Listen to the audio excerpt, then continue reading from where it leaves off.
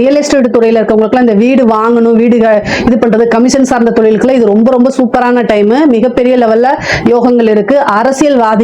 அரசியல்வாதிகளை பொறுத்த வரைக்கும் டைம் வந்து பாத்தீங்கன்னா மிகப்பெரிய லெவல்ல நல்ல பதவி ஸ்தானம்ங்கும் போது ஒரு நல்ல அமைப்புகள் இருக்கு உங்களுக்கு.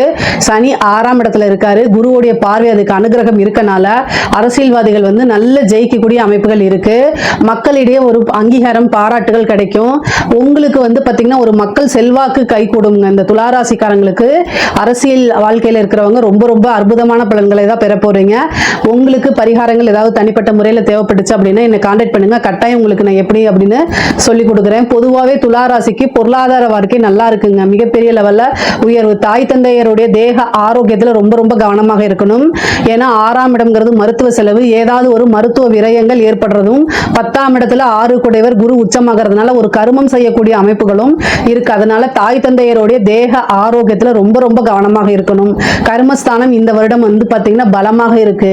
எப்பவுமே பொருளாதார வாழ்க்கை நல்லா இருக்கும் போது ஏதாவது ஒரு விஷயம் மருத்துவ செலவோ அல்லது ஒரு சிறு கண்டங்களோ ஏற்படுறதுக்கு வாய்ப்புகள் இருக்கு. இது ரெண்டையும் பேலன்ஸ் பண்ணி போறதுனால தான் நீங்க துளாராசிக்காரங்கன்னு சொல்றாங்க. ஏன்னா துளாராசிக்கு அந்த பேலன்ஸ் ரொம்ப முக்கியம்.